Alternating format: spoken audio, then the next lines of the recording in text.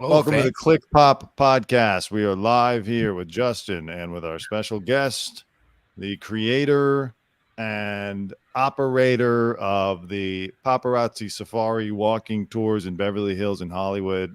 What did you recently crossed the 1 millionth customer mark, I believe, on the tours. Mr. Jeremiah, how are you today?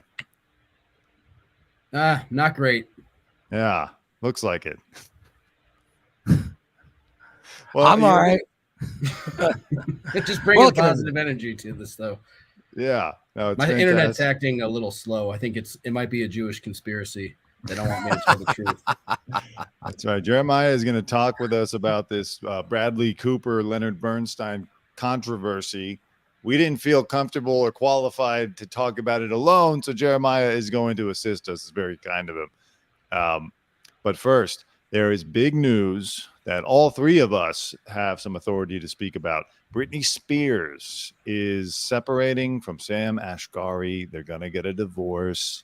Supposedly, it's over cheating allegations. They had an explosive argument. Is anybody surprised? I'm not. I thought she was going to find true love, but I guess I'm not surprised. You thought that a man who looks, listen, I know she's famous and I know she's like, was at one point like considered one of the hottest women, but whatever. She's a little bit past her prime. You think that a man who looks like him was going to be her true love, that he was going to find, she was going to be his true love? I mean, he started out as a pap, did he not? No, Sam you're thinking Ashgari? Adnan. He's a lot greasier. Wait, who is This this? guy looked. This is Sam Ashgari. He's like wasn't Sam a paparazzi? No, she you're didn't thinking marry like a paparazzi. 15 years ago. Oh, that's right. What was That guy Sam, was really greasy. What's Sam's background? Well, he's also an greasy. He has He's a greasy fitness guy. He's a fitness guy. He's an actor. But like seriously, if she had married that paparazzi, then I would say never let her out of the conservatorship. And in fact, she needs stricter confinement. But no, this man, she met him. He's like big, he's buff, they got along. Everyone suspected, including myself, that he was just there trying to cash in and raise his profile. And I think they got married, but I don't believe that he locked it down with a kid. So I don't know what kind of prenup that I'm assuming her father negotiated back when they got married during the conservatorship. But I don't know if he's walking away with much. Well, there is a prenup that she has where he can't touch whatever assets he had going into the wedding. That's what he's supposed to leave with. However, that being said, he's still.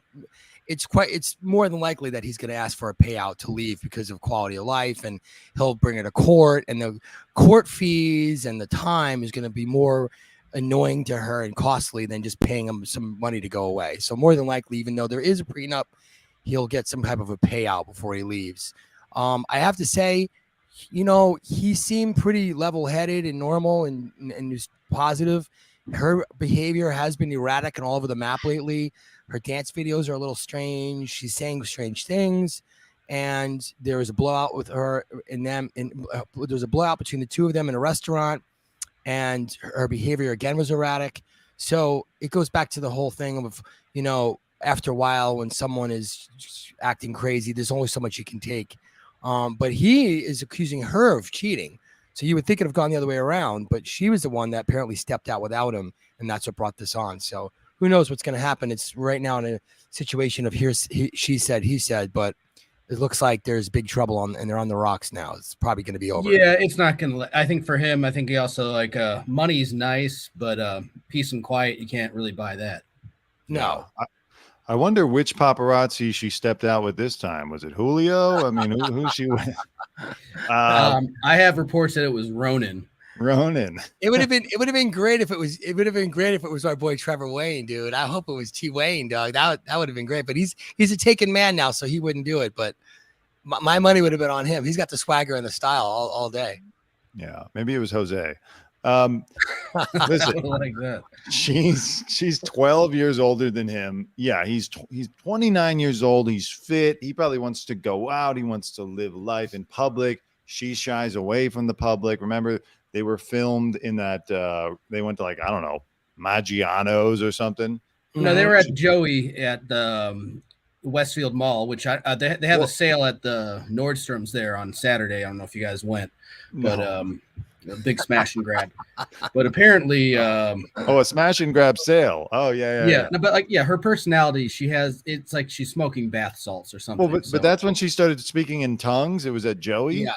I thought, no, it was Wood Ranch. It was Wood Ranch. They went to Wood Ranch and they're sitting there, and like people, of course, the hypocrites who are out there going, "Free Britney, leave Britney alone." The minute they see her, they pull their phones out. They can't stop taking pictures of her. So she starts going out, and Sam gets embarrassed and gets up and leaves. All she wants to do is the public won't be happy until they blow Britney's head off like they did Harambe with a 12 gauge. It's sad, but that's fame for you. I love Britney. I think she's misunderstood. I think she's been through a lot. I'm still supporting that girl, man. I love her. I think she's got a good heart. She's a good person deep down inside, and I wish the best for her. And I hope she does eventually find true love. Hey, listen, brother, you're not going to be her rebound, okay? So just chill out with all that talk. I'm taking dance lessons right now, dude.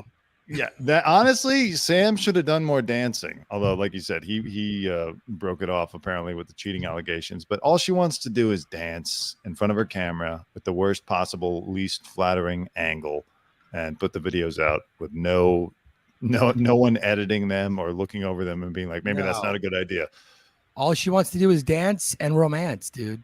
Have you ever seen either of them in person? Like, and covered them back when you worked for that other company? Oh, yes, I have. Yeah, a few times. That was my very first shot in Malibu. Not Malibu, but Santa Monica. It was September 27th, 2010.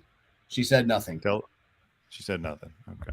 I got her at Avalon. She showed up there for an event, and they pulled a car onto the parking lot, and they blocked it all off. But I got a clean shot of her going in. She looks.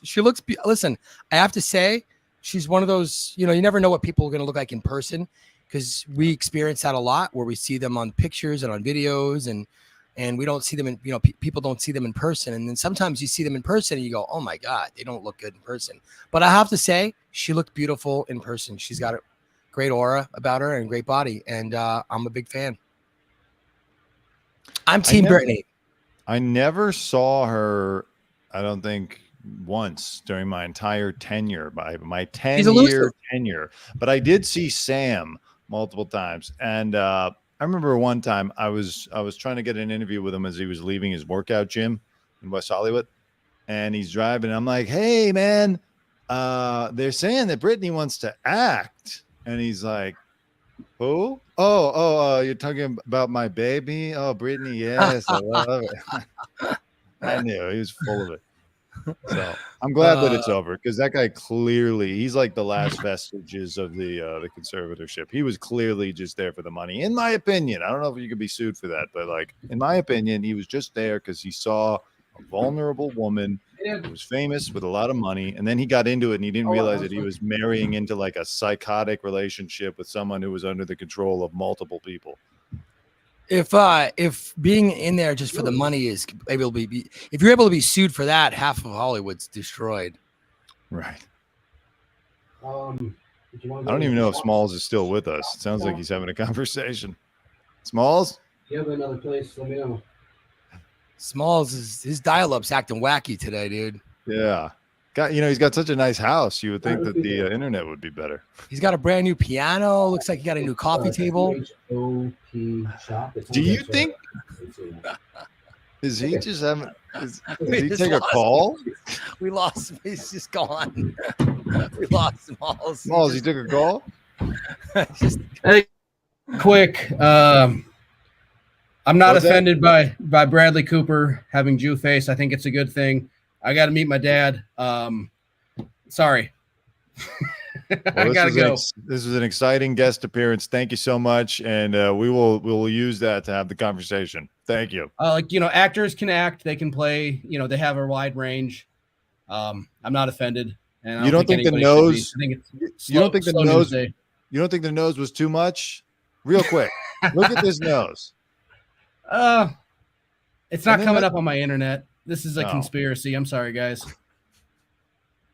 The nose is a little much. Okay, well, we'll have to follow up with it at a different time. All right. Thanks, guys. All right.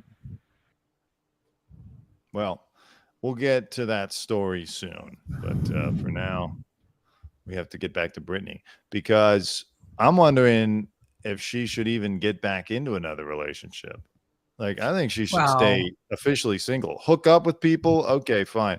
But like, Not everyone can do that though. People like to be monogamous and have love, and nobody wants to be bouncing around town and hookup culture. It sucks. It's not real love. It's plastic. It's fleeting. There's no, you want someone who cares about you, that you care about them. You can build a relationship with. I mean, if you just want to get laid, I mean that wears out thin. It wears you down thin, and it doesn't really have any substance to it. And anybody who lives a life like that realizes after a while that it's just cold.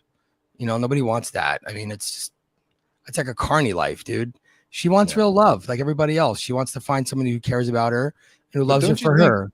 Don't you think it'd be good for her to live free for a while? She's out of the conservatorship. Now she's out of the relationship. She can get back to discovering, who is Britney? What does Britney actually care about? When it comes to love, look, when it comes to love, it's like falling in love with a song, or falling in love with food, or falling in love with somebody.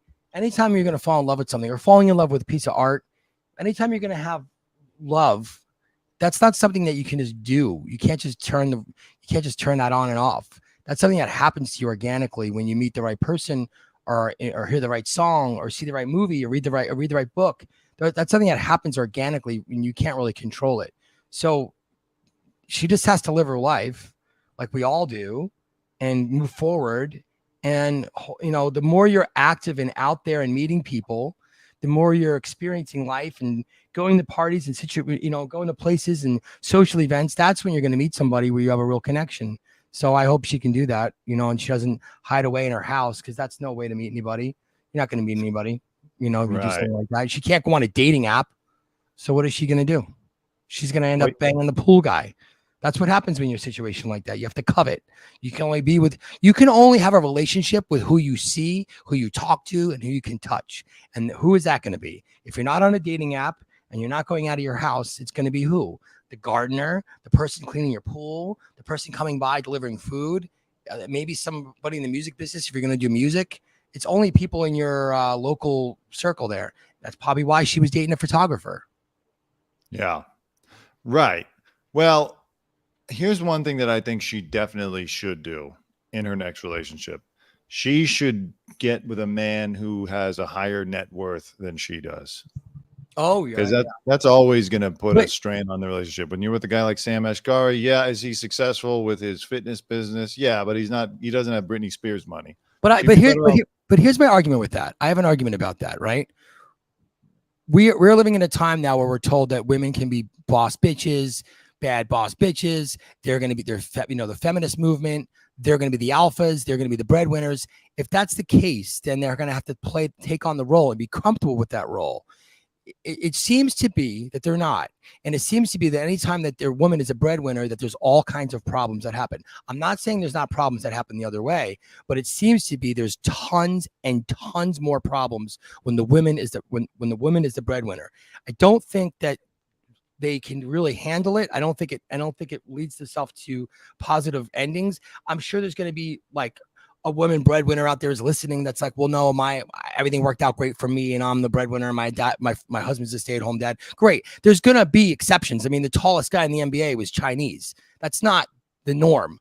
I'm saying, like, on average, it looks like we always kind of revert back to the male when the male is the breadwinner, when the male is the provider, then things are kind of, you can even themselves out and go back to normal again. Like what you're just saying right now, you're saying, well, she needs to find someone who has more money than her. Well, that would put that male in a position of being the breadwinner and her now falling into the place of being the lesser earner. So now that's going to solve things. So that's what I'm saying. Like, if we're going to have this revolution, then women have to be more inclined of taking the lead of being okay with that and handling it and having the male be lesser earner. But she's also a special case, and she's already earned plenty of money to live. She'll get residuals and royalties. So like money isn't the issue. At this point, it's about the strain that being with somebody who is lower on the list than you, both in terms of star power and in terms of wealth, Sam always being like, hey, let's do this cool stuff. And then she's like, okay, take my credit card. Yeah, but It that probably annoys her after a while. So I don't she think needs a guy who's rich and who can also take care of her. Because what she really needs someone who is going to care for her. She has a little bit of arrested development. So she needs not a young guy who's trying to get his career going. She needs a man who's already established who can be like, I will care for you, Britney, and I will, manage your money. But there are countless relationships in Hollywood where it was a celebrity male who's the breadwinner, who's famous, who married and who's older, who married a younger, not famous, not rich girl, and it worked out for a while. So then this becomes more of an argument between male and female, whether or not they're capable of being in the alpha and breadwinner role. I mean, this kind of anyone who's sort of against breaking traditional value, anyone who says, hey, whenever we do this, it causes discord. This is an argument for that. This actually proves that when women are the breadwinner, that they have a harder time with it. This might be a correlation to why there's so many divorces right now, that there's a lot of women breadwinners right now in households. There's probably a lot of women who are out earning their men, and it causes problems and it causes confusion and it causes issues at home. I don't think I think a lot of men are saying, great, you want to go out and earn more money than me, you want to be the breadwinner, great. I'm fine making less money or not being as famous, and I'm fine falling into that role. But then I think it causes a lot of problems for the women on the women's side. I think women are not genetically predisposed to being the breadwinner. I think that causes them to view their man in a lesser way. And I feel that it just I don't know, it just breeds discord the way I'm seeing it. I mean, Now that we have a time where women are outperforming men when it comes to being in, those days of oppression are kind of over. I mean, women right now, there's more women in earning more money. There's more women with higher degrees. There's more women as a breadwinner. So it's already reversed. So, I mean, at some point, what are we going to say? Okay, now you take on the role. Now you are over 50%. So if their divorce rates through the roof, then maybe that's kind of the reason why. Any chance that Kevin Federline re-enters the picture? He's got the boys. He's got their kids. Anytime a male and a woman have a child together, there's always more of a chance for those two to reconcile and work things out in the name of the child, in the name of the children, to have a better life for the children. You will swallow your pride or say you're sorry or try to negotiate with someone who has your child for the better interest of your kid. And so that has a higher chance of happening than any other ex of hers. They seem a lot more similar culturally, her and Kevin. Sometimes when somebody is very similar to you, then that, there's a whole expression, opposites attract. Sometimes when someone's too close to you, then it doesn't work out because they're just like you. It's like another version of you. And it's like you're dating yourself. And sometimes that doesn't work out for everybody. I've dated girls before that were just exactly like me. And I'm like, this is terrible. I don't want to date myself. If I want to date myself, I wouldn't date anybody.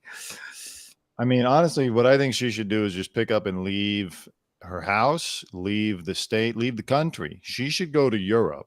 Look, I don't know if they have Taco Bell overseas, but she should go live in Europe for 5 years. Do a Tina Turner thing. Go meet some rich Swedish man and live on a quiet body of water somewhere near the Alps. I hope she's listening. I hope she's listening and takes your advice. That will get her back on track, and then she can get back with her sons, and she can just stop the hysteria, and we don't have to worry about Sam and his needs, and Sam's trying to grow his career and all that. She doesn't need that. She should go even not just a higher net worth, a man who's 15 to 30 years older than her. A nice older man. She's got to go die and leave everything to her. It's too calculated. She's got to go with who she loves. I think that she goes with her heart. I don't think she's capable. I don't think she's not a mind. She doesn't make decisions with her mind. I think she makes decisions with her heart. And yes, that causes a lot of problems sometimes. We all know that. We've all made decisions with our heart before. It's not always the best thing to do because it's illogical. But ultimately, at the end of the day, any decision made with your heart is always going to, I feel, have a better outcome than a decision made with your mind, spiritually speaking. Yeah. Well, good luck to the man that gets involved in this. It's going to be tough to navigate. Call me, Britney. I'm available. Listen, it happened before. I know. She was with that camera guy. I saw the documentary about it. You know, they were living together, right, for like 6 months. And I just joined the gym again, so we're back on track, baby. Start dancing. Seriously, why don't you just start making those? I have to take dance lessons. That's for sure. Figure out how to position your camera to be just like hers, and then you can start making those videos and like sending them off to her, like as some kind of psychic communication. Yeah. I'm into it. It'd be very weird. How about Britney Spears and Clint Eastwood? No. Okay. Stop dancing. All right. Well, it's very sad. By the way, Clint Eastwood was my boss for a day. Oh, really? Where? I worked on Sully. I was a cameraman. I was an actor. I played the role of a cameraman. Wow. I did not know that. I got booked on that job because I was a cameraman. I knew how to operate the camera. And did you tell them? I was supposed to have a speaking part. It was a downgraded speaking part, you know. I ended up just being a featured extra part. Did he direct you? Yeah. What did he say? He chose me. He saw my picture. He was like, no, he's perfect. Did he like give you like, okay, let's do that again? Yeah. No, we got it in one take. One take. Super cool. Wow. Yeah, it was great working with him. He's super quiet and chill on set. He was awesome. I have a picture. It's on my Instagram. It's a picture of me with the camera. Oh my God, I'm in my chubby phase. I was living in New York at the time, and I was a little, I was eating pizza a lot, and I was a little chubby. Yeah. And I have all this winter gear on we filmed that in the end of the summer. It was hot, but I remember, you have to make it look like it's winter because it was cold when it happened. And I have like a scarf on and a winter jacket, and I have the camera and he's like pointing like this, and I have my camera, and it's cool. It's a cool picture. My mom puts it up. My mom's a dental hygienist, so she has it at her office at work, and everyone's like, "Oh, what's that?" She goes, "Oh, it's my son. He worked on Sully, and Clint Eastwood was his boss." And they're like, "That's amazing." It's pretty cool. Awesome. Did you get to work with Tom Hanks too? No, he wasn't there the day that I was there. Oh no, I apologize. He was there, but we never interacted. He was like off doing something, and I didn't see him. So I never worked with him. He was on set, but they were shooting something later that day with him, and I wasn't there. So he didn't try to recruit you into his satanic child eating cabal. No. I think if I would have stayed a little longer, maybe, but I got wrapped. They wrapped me early. I remember they wrapped me and they had all the food out, and I was like, man, I wish I could. And the girl was like, you can go eat. So I was like grabbing all this food and like getting on the van to go back to, holding and drop off my, my gear and everything and wardrobe. But I had all this food. It's pretty cool. Yeah. I love that. I love free food. Yeah. Oh yeah. Speaking of actors, we're going to try to have a conversation about what Smalls was supposed to be here to talk about. I told you what he was going to say. I knew what he was going to say. He's going to say he's not offended. He's not offended. People are upset with Bradley Cooper. Yeah. He's got a movie coming out called Maestro. It's about Leonard Bernstein or Bernstein. Yeah. I don't know. I'm not trying to offend anybody either. And the controversy is he put on a prosthetic nose that people are saying is anti-Semitic. I got to be honest here. I'm looking at this picture of the real Leonard Bernstein and Bradley Cooper, and I do think he overdid it. I mean, Bradley Cooper looks like an early stage Pinocchio here with like a hard wooden triangle nose. And the real Leonard Bernstein is like, just like a nice, normal, soft kind of nose. Like there's nothing like too crazy about it. It's not abnormally large. I don't know if he was trying to be anti-Semitic, but how could you also not know that this could come off as anti-Semitic? I mean, is this a decision Bradley Cooper made? And who is the director? Is the director Jewish? I think it is because here's the thing. This is Bradley Cooper's passion project. Like he's always wanted to tell this story. Yes. So I'm sure he was like, no.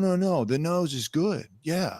Let's get the nose. People are upset, by the way, that Jake Gyllenhaal, who is part Jewish, could have played this role and it was taken away from him so that Bradley could play it. And then Bradley puts a big fake nose on it. Everyone's saying the obvious. He probably would have gotten his long coveted Oscar that he's been working his whole career for if he didn't stick this nose on there. Like, where the nose idea come from? The prosthetic. That seems like a big extra step and a costly step and a timely step. anytime you're going to wear a prosthetic, as we all know, I've worked on shows. Whenever you're working on a show and you have to wear a prosthetic, it takes so long in hair and makeup. You have to go in that trailer, and they have to do this. They form it, and they do a mold, and they put it on and it never sticks right. And they have to get that gum Arabic, and then it sticks on there, and then they have to put the makeup over it. It adds 2 hours in the chair minimum. It's a time consumer. So did you say Arabic? Gum Arabic is the name of the product that you use for the glue. You're perpetuating stereotypes right now. How dare you? I mean, this is all related to it. Are you saying you had Arabic face? Stop it. I ordered Gum Christian and they sent me Gum Arabic by mistake. So there you go. It's an Amazon conspiracy. Well, but get this. I mean, I think in his mind, in his strange mind, he probably thought, no, this is more authentic. We're gonna do it, and how much criticism, but yeah, this is who he is. Look, when Brando played Don Corleone, he had a prosthetic in his mouth to make him look like a fatter Italian guy with a big thing in his cheek, like mafiosa. Yeah, no, that's true. And Nicole Kidman won an Oscar. I mean, you're an Italian American. Were you offended by that? I was more offended to find out that Brando just isn't Italian, because the whole time I was like, another great Italian actor. French. Turns out he's like Dutch or something. Yeah, French. Yeah, Brando. Yeah, French. I think he has a little bit of Italian. I think he's got a little bit, like 25% or something. Not enough, just in the cheeks. Yeah, just in the cheeks. But look, Jamie Lynn Sigler played Meadow Soprano on The Sopranos, and she's a Jewish girl playing an Italian girl. You're telling me there wasn't a Marissa Tomei out there in the world that could have played that role? You tell me there wasn't an Italian girls out there that could have played the authentic Italian mafiosa girl? It's about the stereotype. The stereotype of the Jewish nose is what's offending people. But who's not offended by it, besides Jeremiah, our guest, is the family of Leonard Bernstein. They wrote in a statement, "It happens to be true that Leonard Bernstein had a nice big nose. Bradley chose to use makeup to amplify his resemblance, and we're perfectly fine with that. We're also certain that our dad would have been fine with it as well. Any strident complaints around this issue strike us above all as disingenuous attempts to bring a successful person down a notch." So they like it. Personally, I think they're probably getting a nice paycheck and renewed interest in Leonard Bernstein, and it'll probably sell some music. So they might just be saying, yeah, we love it. We don't care. I mean, let's keep the money rolling in, Well, not to be anti-Semitic. Jesus. Also, in situations like this, it tends to, like, for instance, Jeremiah is Jewish, and he said he's not offended. The family of Leonard, but as Leonard is not, they're Jewish, they're not offended. Sometimes in situations like this, it tends to be the people that are offended are not even the people that are of that ethnicity. It ends up being like other people offended for another group. That happens quite often. Yeah, no, that is true, and that gets annoying when, like, you'll see. Not foundations, but like, what are those? Just like activist groups come out and they're like, we are against this. We're very upset. And it's like, okay, you're trying to raise money for your cause. All right. So like, just chill out. If the family, like, it reminds me of when people got upset that James Franco was going to play Fidel Castro. Right. And Castro's own family, never mind the fact that the guy was a horrific dictator and ruined the Cuban people's lives for 60 years. Castro's family came out and said, we don't care. He looks just like Fidel Castro. We're okay with it. And not only that, James Franco is actually part of Portuguese, and the Iberian Peninsula, which Portugal is part of, Castro's father was actually from there and settled in Cuba. So it's like, shut the F up. But in this case, though, it's like people on Twitter are saying, listen, how dare you, you're doing Jewface, which is kind of I don't know, that word scares me. Jewface. It sounds very like intense and harsh. Yeah. I don't even know if we're allowed to say it on YouTube. We're not allowed to say it. We can think it, but we can't say it. You were thinking it, not me. I was, no, you said it. So then when you said it, I entered my brain. So you made me think it. Right. I blame you. Thought it, so I said it. But like, the thing is, though, I know Bernstein's family is okay with it. I still think he overdid it.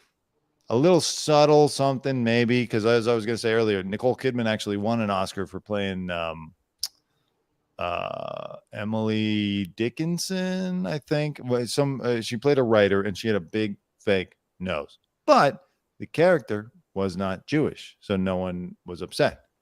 Jewish nose upsets people. It's a stupid mistake to make. Italians are known for having pretty big noses too. If they did it with an Italian guy, would that be a similar? Would they get upset too? No, because there's not a history. I think it's really because there's a history of, and it's the same with blackface. There's a history of like mocking Jewish people, like art and like drawings and like, you know, cartoons and stuff, caricatures, if you will, stereotype. Yeah, that like it's got everyone upset. So, yeah, I can see that. Then I can see why there's probably people that are upset. I mean, again, I'm actually on your side. I agree with you. I mean, I'm not. My opinion is worth very little in this argument because I'm not Jewish and I don't. Well, that's true anyway. You know, but I mean, I agree with you. It does feel a little kind of like, was it really that necessary? Like, just play the role, and we don't really need every little detail. I mean, yeah. I mean, did you ever see the Steve Jobs movie starring Michael Fassbender? The guy looks nothing like Steve Jobs at all. They didn't even try to dye his hair, and they just went with it. Which, by the way, made it hard for me to watch the movie because I was sitting there like, this is not Steve Jobs. This is just some dude. Total miscast. Totally miscast. Yeah. It was horrible. Yeah, I mean, again, I'm with you. I mean, we have to have a prosthetic nose, like, especially when there's a history of like, you know, and there's a lot of oppression there. So I agree with you on that.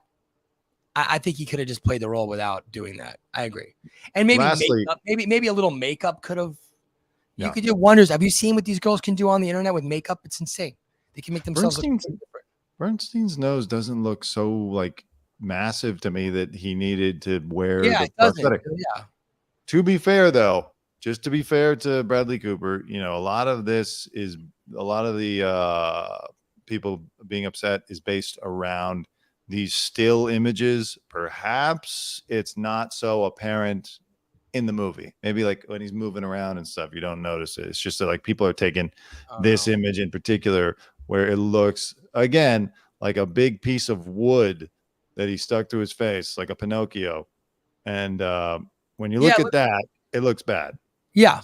I mean, you can't always tell by one photo either with the lighting, but yeah. And the problem now is too, it's going to cause memes now, hateful memes, right? They're going to make memes from it. And then younger generation sees it and it kind of perpetuates the kind of negativity there. So yeah, I'm on board with you. I agree with you. I'm a proponent of why there's no reason to do that. But again, I don't know if this was all his doing or if this might have been sometimes. I mean, when you're an actor, usually like when you go to set and you check in there, I mean, someone of his caliber obviously has a lot of input, and the directors and the producers will listen to that input, and the actor will say, hey, I think this, or I want to do that, or I want to give the character a limp, or I think the character should have a cane. And sometimes the producers and the directors will give you kind of, you know, carte blanche to do whatever you want. You know, you have that kind of creative freedom to do whatever with the character. Other times they're going to kind of chime in and tell you yes, no, maybe so, and they're going to weigh in. So I don't know how much of this was him kind of saying like, hey, I really want to do this, and then them agreeing with him because of his star power, or if it was a kind of a group effort, they all kind of agreed to do it, or if it was him being told to do this, if the producers and the directors said that, and maybe they did it knowing it was going to cause controversy, and maybe this is going to help them get clicks and watches and sales. We don't know, but in the world we're living in right now, marketing is everything. And we've learned that from Oppenheimer and Barbie. It's all about marketing. The product itself means very little. It's how it's marketed. So maybe this is all just a big marketing scheme. I don't know. Possible. Very possible. Well, I predict that neither Bradley nor the makeup department will be taking home Oscars this year for Maestro. You never know. I mean, sometimes people can get a good, like, sometimes, you know, if you're looking at the art, you know, I mean, are they going to be vindictive and say, oh no, they did this, and so punish them? Or are they going to say, hey, his performance is extraordinary. The directing is extraordinary. The dialogue is extraordinary. The movie's extraordinary. And it tells an extraordinary story. So you know what?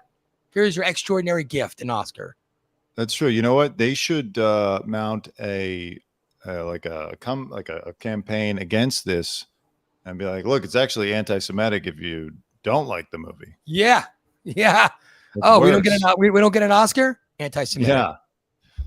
And look, if there's anything that Hollywood needs more right now is Jewish representation. Let's ask Jeremiah about that. Is Hollywood hurting for Jewish representation? Absolutely. Underrepresented. Absolutely. Let's talk about this guy real quick, and then we'll talk about this horrible story about the 19-year-old before we wrap things up. Yeah. This guy is winning in Argentina.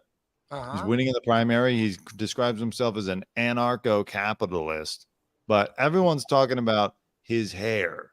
What the hell is going on? What decade is he stuck in? You know, this is like a 70s thing. I don't know. Donny Osmond. You know, he really looks like it's Gary Glitter. Zoom that bad boy up. He looks like he's a member of the Partridge Family. Yeah. It's very 1960s. I think it's kind of cool. Looks like he's part of the British invasion. He needs a guitar. For your love. For your love. Yeah, but it's like, dude, that's all over. I've seen this haircut on, on the Ed Sullivan Show a million times with some British band, dude. The Animals, the Trogs. This guy's right up there. The Who. He's got beautiful hair, man. I mean, look, 80s and 90s are coming back in right now, but maybe this guy's going to be sort of the, I don't know, the cornerstone of a comeback of the 1960s. We're due for a 60s comeback, my friend. We haven't had one. We had 70s come back for a hot minute. 80s and 90s are kind of fresh right now with the colors. And maybe this guy's going to be the kind of spearhead, the 1960s comeback. Well, he is he's a libertarian. So, it's as usual, people who seem to go against the values of the hippie movement somehow adopt their hairstyles and whatnot. Look at this. Alec Baldwin rightly pointed out that he looks like the Long Island serial killer, Rex Heuermann. What do you think about that? Have they ever been seen in the same room at the same time? Heuermann escaped and he's running for office in Argentina. I actually think he also looks like Alec Baldwin. I would like to see Alec Baldwin come back to SNL and play this guy. If the strike wasn't happening, just get him down there like, hola. I'm running. Yeah, let's end the strike already. Let me show you some more pictures of this guy before we move on, because it's just funny that someone goes around with this hair. Every once in a while, there's somebody that just has crazy hair as their personality. Fluffy 80s hair, dude. I got some fluffy 80s hair, bro. You do? My hair's kind of feathery and fluffy in 80s, dude. No, your hair is totally. I got a puka shell necklace I wear, dude. Your hair is like, I don't know, late 90s maybe. Yeah, once late everyone 90s. Started putting stuff in their hair and they just kind of let it be natural. Although I don't have frosted tips, it just kind of happens naturally. People think I frost it. You've got Tim Roth hair. Oh yeah. Tim Roth and Pulp Fiction hair. Yeah. There you go, honey bunny. I'm gonna electrocute every one of you, every one of you. Look at this, man, dude. That's like Davis, dude. He's got Davis hair, bro, from the Raiders owner. Oh God, that guy is the worst hair ever in history. Al Davis hair, dude. He looks like also he's doing the Boris Johnson thing. Boris Johnson, the former prime minister of England. If you have a haircut that can be imitated on Halloween, yeah, it's good. I mean, you're gonna stand out, but look at this guy. This guy reminds me of like a used couch salesman, dude. Yeah. Crazy Gideon, if anyone remembers him. Okay. And now for some horrific news. A 19-year-old teen has been found guilty of murder in a high-speed crash that claimed 2 lives. Very sad. The judge says that she tried. Well, she didn't try. She succeeded in killing her boyfriend and his friend. She rammed her car. They'd all been smoking marijuana, most dangerous drug in America, and she rammed her car into the side of this brick wall at 100 miles an hour. Oh my God! Brick wall, by the way, took the impact pretty well, I would say, all things considered.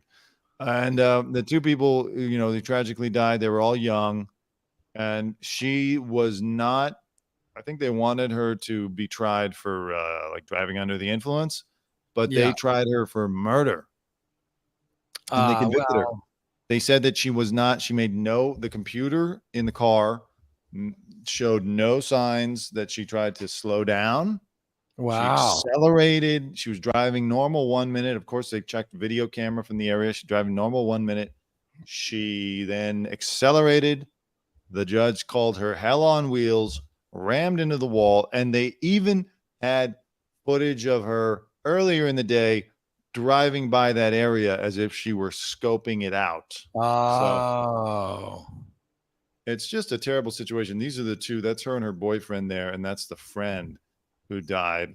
Apparently, they had a bit of a turbulent relationship. No reason to kill him, at 100 miles an hour. And then the friend, too. Like, you can feel bad for the friend even more in a way because he's just there hanging out for the night. Probably doesn't even want to be there. Probably just wants to go home. And then she rams him into a effing wall. Into a wall, dude.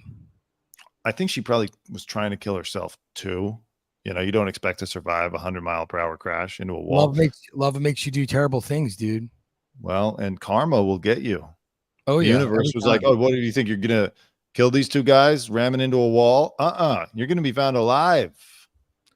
Karma will get you, and the IRS will get you, too. The IRS is coming next, yeah. And if you have an IRS agent with good karma, dude, you are screwed, bro. That's Allstate stance. This is her and her family and him. It's just a horrible situation, though, because she's 19. Your brain's not fully developed at 19. She's gotten sentenced to life in prison. The first chance she has for parole is in 15 years.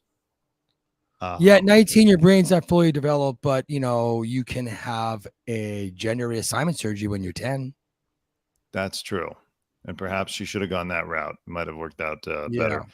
But there she is. She's getting led away in handcuffs. It's always like, I don't want to say I feel sympathy for her because she killed two people, but you see the terror and the emotion, the trauma of finding out you're getting life in prison right there. It's like, well, imagine getting killed. You don't find out anything except that you got wings, dude. I know that's what's tough about these cases because you feel bad because you're like, God, you're 19. Life in prison at 19, you know how much longer you have to go? Like, there's a long, long time in prison. Even 15 years is basically the equivalent of the entire life she's lived so far. She's got to do that now in jail before she can even think about parole. And who knows what's going to happen to her in jail. You just think, like, God damn, one bad decision, one reckless decision can alter your life and destroy the lives of your family, because her family is going to be feeling bad knowing, her parents look kind of, they're not old, but they're certainly salt and peppered. Throw it all away, dude. Yeah, threw it all away. And then the families of her victims are destroyed now forever. It's just like a horrible situation. Stop doing this, people. I don't understand all these bizarre decisions and all these weird, like, crashing cars and people in crowds. And I don't know, dude. It's pretty strange, bro. I don't really, I don't get it, but it seems to be happening. And is it a mental health issue that's going on here? I think it was just probably like teenage angst or something, anger. I'll show him, maybe again, 19, brain's not fully developed, doesn't really comprehend the consequences. Maybe, I don't know, but it's just her brain was not fully developed, dude. She should have just, got gender reassignment surgery. And we're like, I'm now a man. Well, she could do that in prison. I don't know if it would benefit her, but when you do that, when transferred to a men's prison. When you do gender reassignment surgery, then your brain is fully developed when you're making that decision. But anything else, your brain's not fully developed. But that one, your brain is. That's how that works, dude. All right, now lastly, I want to talk about your close friend and mentor, Ron Jeremy. He and who also bankrolled the paparazzi safari walking tour. We were talking about this before the show. What was the deal? Like they found out that he has a $4 million fortune. Yeah, apparently he has a fortune. He has $4 million worth of assets in regards to condos all over Hollywood. He also had $660,000 in cash. Now you got to remember, the last time I met Ron was at the Rainbow, and he pulled up to do an interview, and he had this old, like, 1984 Cutlass. he was driving around in or something, and it was like destroyed. And there was like the bumper was hanging off, and he told me to come into his car, and he had garbage and food wrappers everywhere, and like he had a bag with trash in it, and there was like clothes all around his car, and it smelled like a bingo room. It's terrible, dude. I had to like go in his car and be like, yeah. No, I know. I think I feel like everyone who like was in Hollywood has a story about Ron Jeremy and his car.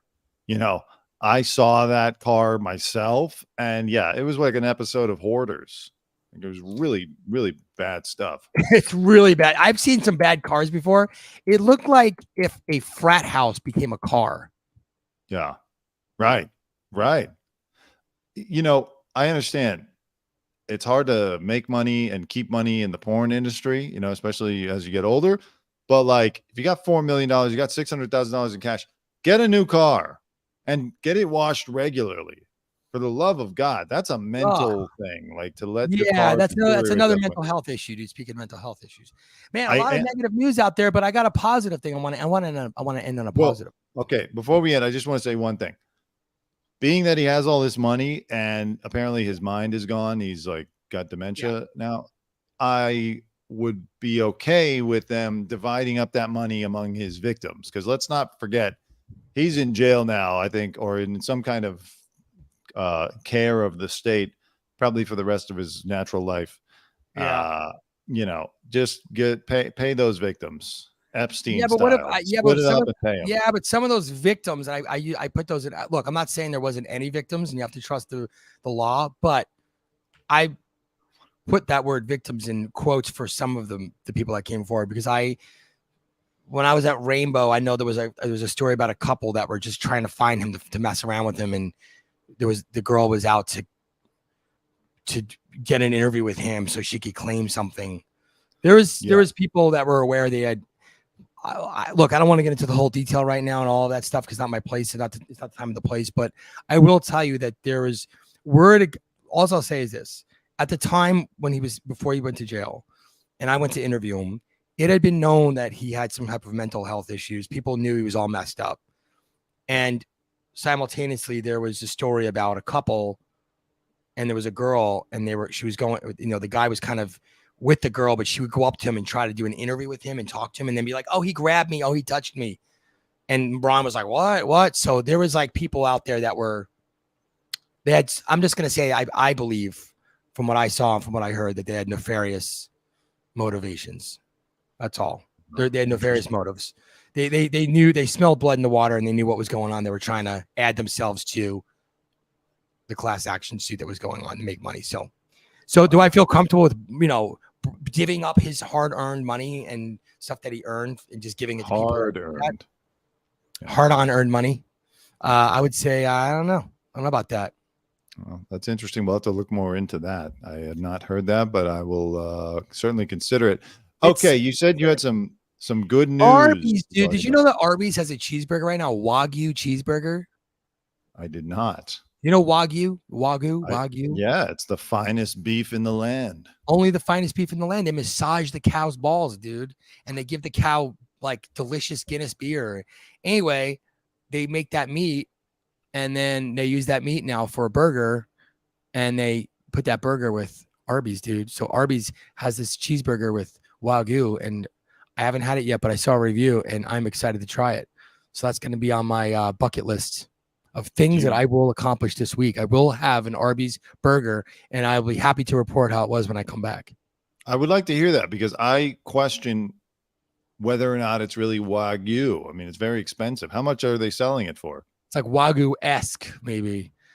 You know, I don't know the price. I have to look it up. See, I mean, I'm sure it's different everywhere, depending on the rent that they have. Wagyu adjacent. Yeah.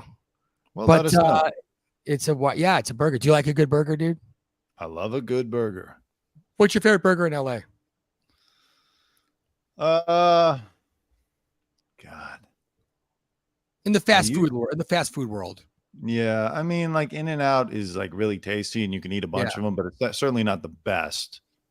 I like a restaurant burger, because here's my thing: not enough restaurants, especially fast food restaurants, char grill the burgers. I need Oh, to yeah. taste Yeah. the charcoal because it activates the primal early man within me who, like, you know, ripped off chunks of flesh and put them in the fire. I know that, man, dude. I don't want that pan fried burger. It makes me throw up. I don't want grass fed either. Belcampo, Yeah. if you go in there, you can't even breathe. It makes you like, I get It's my pretty lungs gamey. start closing up. It's pretty gamey. Yeah, it's pretty gamey. Yeah. So no, like anything char grilled, it's just got to be a restaurant burger. Have you had Wally's burger?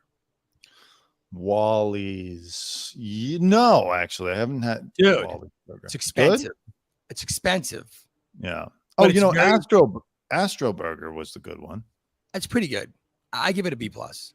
They do the char Wally's grill. burger. If you want to go, it's expensive, but you can even. I split it with my buddy. We went there because we wanted a little something to eat before we went to this show, and Yeah. we were both. He's like, "Are you hungry?" I'm like, "Yeah, I'm kind of hungry." He's like, "I'm kind of hungry too." I'm like, "Let's split a burger." We split. It was like $30 burger or something. It was delicious, dude. It was so good. We went to the Wally's in Beverly Hills over there in Cannon. Phenomenal that burger. Phenomenal burger. Oh, you know, Porta Villa in Beverly Hills has a decent burger. It's like 18 or probably $22 now, but it comes with fries. And you get a little bit of garlic aioli on the side. It's perfect. I'm a big fan of garlic aioli, dude.